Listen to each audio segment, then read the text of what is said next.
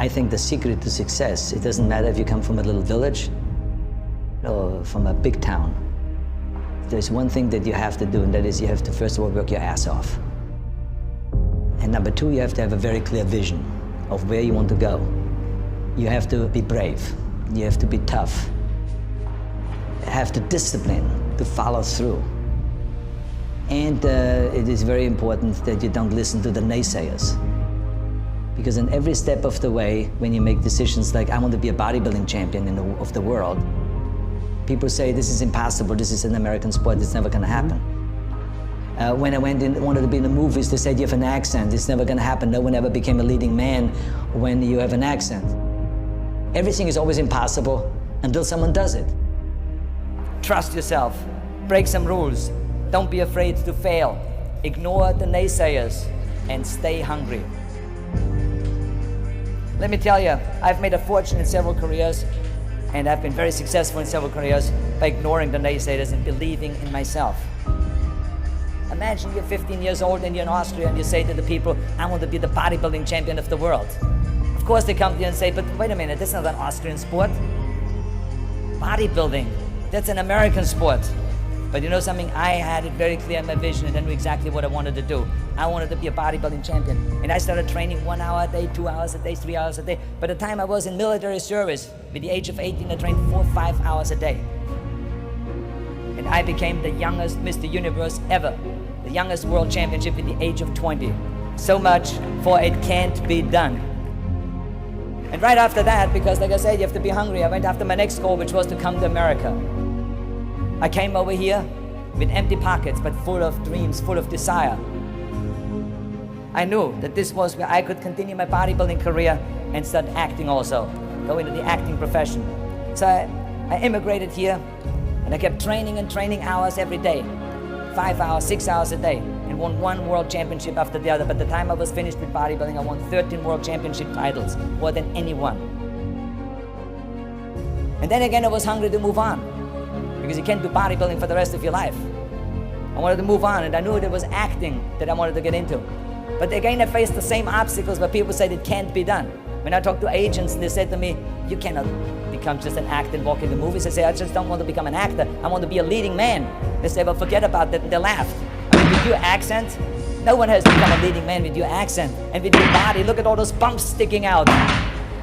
This overdeveloped body they were in 20 years ago when they did Hercules movies, but now it's Dustin Hoffman, it's Al Pacino, it's Woody Allen. Those are the new sex symbols. Don't you understand it? Look at you. Forget it, it will never happen. And with your name, Schnitzel, or whatever your name is, I can see that already up there on the billboard. It's not going to sell any tickets. But you know something? I didn't listen to them. I started working very hard, just like in bodybuilding. 5, 6 hours a day. I went to acting classes, speech classes, dialogue classes, accent removal classes. Everything that you can think of, I did. And slowly everything started happening. All of those liabilities that they talked about started turning into assets. When I did Conan the Barbarian, the director came to me and he said, if we wouldn't have you, we would have had to build one. And on Terminator, the director said, I couldn't imagine to have anyone play Terminator that wouldn't have an accent and they wouldn't have your body. I cannot imagine the line, I'll be back, with a normal American accent. It works so perfectly that you have this German accent. So all of those things that they said are liabilities became an asset. As the moment went on, it grew and grew, and I went from one movie to the next, started making more and more money, and then I ended up being the highest paid actor with $30 million on Terminator 3. That just shows you again so much for it can't be done. This is why I try to tell you, anything and everything can be done if you can visualize it and if you believe in yourself. Never give up and never be afraid of failure, because otherwise you box yourself in and you limit yourself.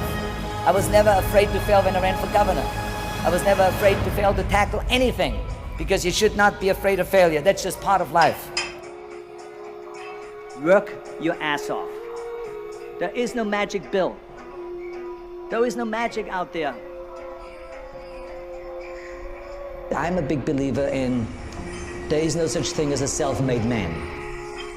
Because so many times people say that you're a self-made man, you're the perfect example of the American dream and this and that. And these are all great compliments, but the reality is, as I always say, that you can call me anything you want. You can call me Arnie, Schwarzi, Governator, Schnitzel, whatever you want to call, but don't ever call me self-made man. Because I would not be here if I wouldn't have had parents that were dedicated and gave us the love and affection and the discipline and all of the stuff right from the beginning. I wouldn't be here if I wouldn't have had the help from so many bodybuilders in Graz that helped me. Then all the way to Munich, Albert Busick, then Joe Weider that brought me to America. He brought me to America and he gave me the confidence. He paid for the first apartment in South America. Without that, I wouldn't have made it. So how can I say that I'm a self-made man? Including when I was governor, I had 5 million people voting for me. Every one of those people that voted for me helped me to become governor. How can I say that I made myself, right? So this would be nonsense, ludicrous. So this is why I say those are the things that I think were important for me to be successful. And like I said, it doesn't matter from what village you come from. You have to recognize that, and those are kind of the elements that make one successful. Right away from bodybuilding on, when I worked out, I didn't just lift for myself. I wanted to lift the entire sport. I always was interested to work towards something that is bigger than me, something that is going to be around much longer than me. I'm going to be gone one day, but bodybuilding should not be gone.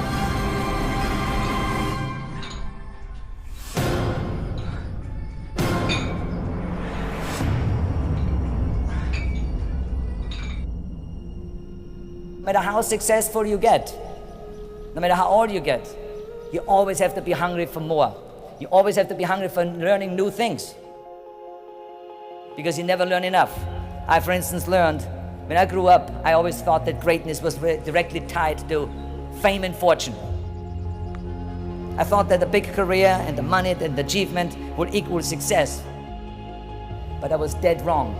But I learned that later on. I learned that totally by coincidence. When the University of Wisconsin did a research program on what effect weight training would have for Special Olympians, for intellectually challenged people, they called me. They said, Arnold, you're the expert in this subject. We want you to come up to the university and to help us with our program, to help us with our Special Olympians. And I flew up to the University of Wisconsin and I helped. And there were these kids. The first exercise we decided to do was bench press, and they were all standing in line. The first kid laid down on a bench. I put a 40-pound barbell over his chest and he did a simple exercise of bench press. He did 10 reps. Then he got up, and then the next one laid down. I put the barbell over his chest, and then that kid started breathing really heavy, and all of a sudden he started screaming really loud. And he jumped up, I put the bar back, and he started shaking. I realized that he was scared of the weight. So I calmed him down. I said, it's okay. Just watch your friends do the bench press, and maybe you want to try it again. And the friends came through, and they did all the bench press, and everyone did great performance, and then all of a sudden he stood in line on the end and tried again. He laid down. This time I gave him the empty bar, just the 20 pounds. And he did 10 reps. And then I said, you want to have more plates on it? More weight? He said, yes. So I put 2 more plates on it. Now it was back to the 40 pounds that he had earlier. And he did 10 more reps. Then he said more. Then I put 2 more plates on it. Now it was 60 pounds. He did another 10 reps. And he said more. He did then 80 pounds. Then I lifted the weight off and he jumped up, high-fived everyone, and he was so excited. And it was a real eye-opener for me, because when I saw that kid going from terror to self-confidence in that short period of time.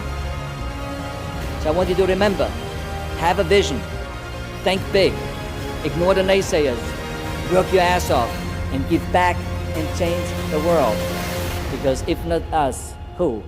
If not now, when?